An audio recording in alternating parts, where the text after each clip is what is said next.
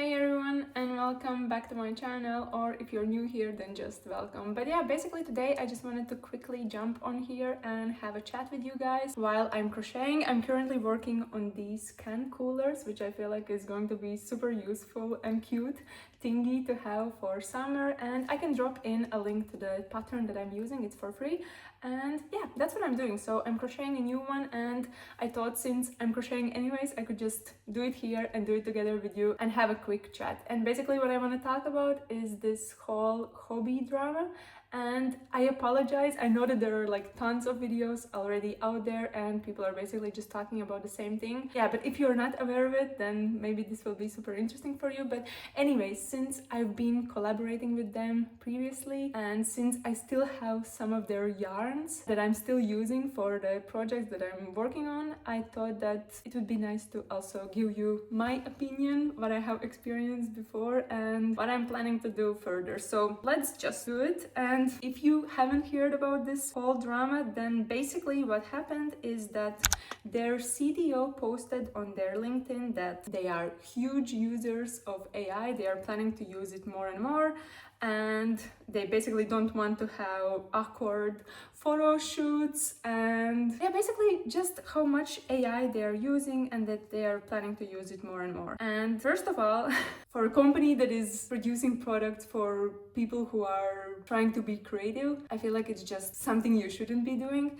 And especially that they are addressing photo shoots include their actual products, and if you're using AI to smoothen things out or to make them look as they are not supposed to be looking, it's just crazy. And maybe it was just a silly joke, but it just makes no sense, you know? And also it's just crazy. Like, I cannot get over the fact that they were actually bold enough, like if the bold is the right word, but like it's just wild to be saying that they want to use it more. For me, I feel like that is actually the final straw in terms of having any connection with Hobbii. I've been working with them in the past. I kind of understand what is their stand when they're collaborating with influencers or pattern creators, and they just don't want to pay anyone. I have experienced that myself as well. So basically I've been kind of like working on my patterns and like having an Instagram and YouTube presence now for about, I think it's been like 3 years in total, I'm not sure. But as my Instagram started to grow slowly, there were also brands that were reaching out to me and like offering me products and collaborations and so on, and one of them was Hobbii. And at first I was super excited because I thought it's a huge brand, it's a big opportunity, they are recognizing, like the fact that they are actually reaching out, I feel like that was kind of like a big thing, because I feel like it's just kind of like a job well done basically. So in the beginning I was super excited. They were offering me, I think the first thing that they offered me was that I could participate in their Hobbii Plus pattern creation, and I was like, wait a minute, I'm already creating patterns for my own sake, kind of like for my own business that I'm trying to establish, and I want people to be purchasing patterns from me, not for you. And they also didn't really provide any price details on how much they would be paying, but I was like, it doesn't make sense because I'm doing it on my own already and I don't see the value from that. So that was kind of dropped. They were very quickly to suggest an alternative where I could participate in their campaigns. I must say I have actually done it for multiple times. At first I was like, oh yeah, it's free yarn, it's super nice. But later on, especially when I started to realize how much other companies are paying for collaboration posts, I quickly realized that it's just awful, because like normally what they ask for a specific campaign, either if it's like a themed campaign where you're working on like picking different yarn colors and working on a specific theme, or if it's a yarn launch, basically what they are asking to do is that you work on a project, whatever idea you have, they will provide yarn. They will only provide yarn for that specific project. They are already like mentioning that you shouldn't be ordering more than you actually need for that project that you have in mind. And while you're doing that, you have to post, I believe, 2 posts, 3 reels or 2 reels, I'm not sure, and 3 stories. Now that I have had experience collaborating with other companies, I have a pretty good idea how much it costs for a company and how much influencers would normally ask for such an extensive collaboration and feature of a brand, and it's just wild because they are literally only providing free yarn and that's it, and maybe they will share or reshare your posts. That's about it. And silly me, like I feel like, I don't know, like in the beginning I was actually super excited because I felt like I have this idea that I want to work on, I have this project, and maybe it's nice that they are providing me yarn, because I felt like I could choose some fancier yarns or something that I wouldn't normally buy. And since I have this project idea anyways, why not? Because then at least I have some deadlines and I feel like I will be quicker to work with them and quicker to produce the end product. At first it was fine, and then I did it a couple more times and nothing really changed, and I have made like super nice things, and some of the reels that I have done on Instagram, they have went viral, so people are actually also asking like what kind of yarn you're using, what specific colors you're using, and so on. So within the patterns that I was already creating, I felt like I'm actually promoting them way more than I should, and other brand is just included everywhere. So that was already kind of like too much, but yeah, I still continue to do it because I just like the idea, I guess, that you're kind of like sticking to the deadlines, and that was helpful. But now that I think about it, it's just stupid, and I haven't done it for some period of time now. I don't remember when was the last time. I think sometime in January when I did something with them, but it's just wild, and I feel like now the glass has shattered because there are so many people out there who are talking about this and saying how bad it is. And also for me, like in my defense, I felt like it's nice, like since I'm working on the patterns and since I'm producing content, it's nice to feature or use a brand that is kind of like internationally available, and people know the brand, they know the products, and it's easier for them to order. So in terms of like being a content or crochet creator, it's easier to use something that is more accessible and more recognizable, because there are many times where people are just wondering what kind of yarn should be used and so on. So it's easier to provide something that they can actually get.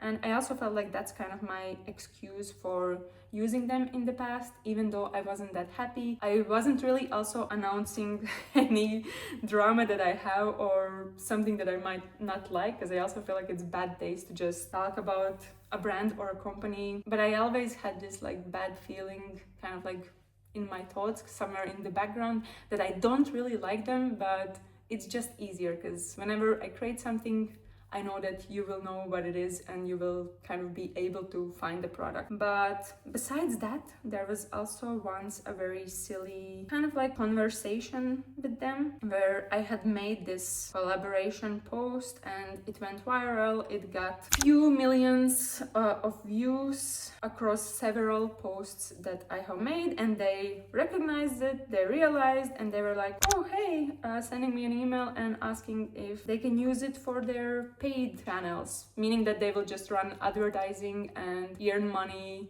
off of my content by using my face. And that I think happened maybe a year ago from now. They were kind of like smart enough to ask for permission without offering anything, which I feel like is fine. Like companies want to save up some money, but like normally, like what I have also learned the hard way, if someone wants to earn money from using your face, from using your content, it shouldn't be for free, because I'm not getting anything out of it. And normally when you're collaborating with brands, in the contract or agreement, you have to specify that it's only for organic use, or if it's going to be for paid use, then there should be some extra fee or there should be a time limit.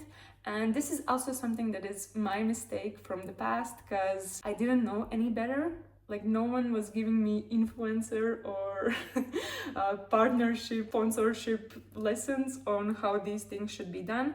But basically, when something like that happens, if you're also working on content, you should always be asking for some sort of fee. And at that point, I knew that I should, and they were asking me for 3 different reels that they wanted to use. And I was like, that's a bit much, because yeah, as I said, I'm not getting any benefits out of it. And I was like, yeah, you can use it, but only for a fee, because I think I was working with some other brands who were doing that and they were paying me money for that. So I knew that I should ask for something. And the moment I think I asked for $100 per for each reel, so it would be $300 in total. I'm not sure, I will have to double check the email conversation.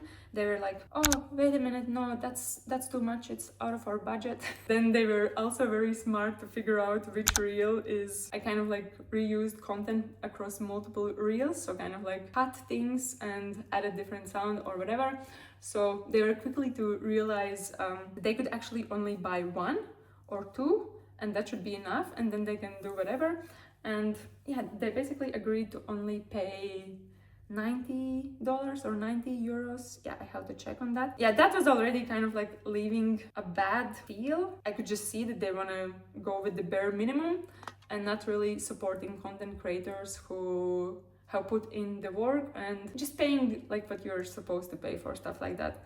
But I agreed, and it's been out there probably for this whole time, and I'm not getting any extra money based on whatever they are earning. Of course, it wasn't in the agreement, but the mistake that I made is also that I didn't give any deadline on how long they will be able to use it. So that's my mistake, and that's something that I'm just warning you guys if you ever get in a situation like this. But anyway, so ever since then, like before this whole AI drama, I already knew that I'm not a biggest fan of the brand. I didn't really advertise them if it wasn't asked, or if you weren't requesting what kind of yarn I'm using.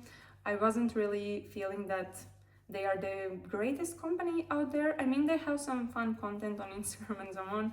I'm sure that there are good people who are working there, but I didn't feel like it's the brand that I feel strongly passionate about. It's just easier to get their products. And now, like, since I was already kind of like on the fence on like if I want to use them or not, or if I should look for something else, then this whole thing happened with AI, and now I'm kind of like, I don't wanna. And it's just crazy because also for me as a creative person, I really hate AI. There have been multiple times where my patterns are being stolen, where my photos are being stolen and just duplicated by using AI, literally in my apartment here with the same background, same cardigan that I have made. So I really hate AI, and the fact that they are just saying that they are going to use it for their photo shoots or whatever purposes, for creative purposes, it's not good. And I feel like that was really the final straw for me, and I don't want to be part of it. I feel like they should fix whatever they have done. Also, whenever you mention them in a story or in a comment, they reply super fast. For me, that's just annoying because you know that it's automated. They have some sort of system, and it makes no sense. It's better to not say anything, especially if it's not needed. Anyway, that's just a silly side note. But yeah, for me, I feel like that was really the final straw. I'm not feeling super passionate about them. I had some fun with working on the projects, but then again, I didn't really earn much out of it apart from free yarn, like limited amount, no extra freebies or benefits from anything. But yeah, that's kind of story and my take on it. I know that there are many creators out there who have had the same problems and probably even more, because I know that some people have been fighting to ask for some sort of payment or higher payment, and then it has never arrived. And I just feel like it's a bad way of using someone for their own benefit. Then again, I understand that companies do that very often, but it's just not ethical at all. And I'm also currently still, unfortunately, working for a tech company, and I can see how it's draining me every single day, because everything is just like optimize, do faster, use new tools, more, faster. I cannot. And I'm just hoping for a day when it's finally going to be over and that this is going to be my job. I will be able to just chat with you for about whatever that I'm doing. But yeah, that's my take on Hobbii. So I still have some yarn in my cupboards here and also in here that is from them, and I will of course use it because it's just bad to be wasteful. It's not a bad yarn, I mean, it's pretty good, but I feel like I don't want to support them for as long as it will take for them to figure out and address that it was very bad. I'm sure that it won't be easy for them to recover, but I also feel like for myself, for my own brand that I have, I feel like I have reached the point where I should actually be looking for ways to support smaller businesses, smaller yarn producers. And I know that there are actually so many cool things out there, and the fact that you can support someone who has put their heart and soul in it, I feel like it will bring more joy to anyone. So just in case, I'm warning you, if at some point in my projects you're seeing yarn that perhaps isn't as easily accessible to you, then it's just what it is. Let's try to support smaller businesses and figure out things. But yeah, that's my take, and please share your opinions or whatever in the comments. Let's fight this AI nonsense for as long as we can. But anyway, I managed to add 2 more rounds here. It's quite hard to actually chat and crochet at the same time because I'm very much working with my hands when talking.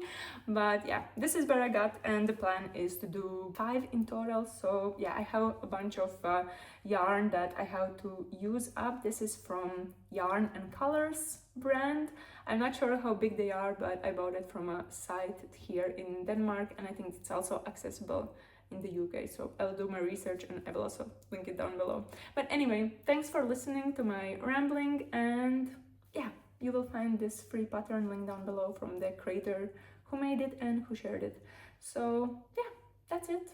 Let me know what you guys think, and I will speak to you at some point soon. Bye!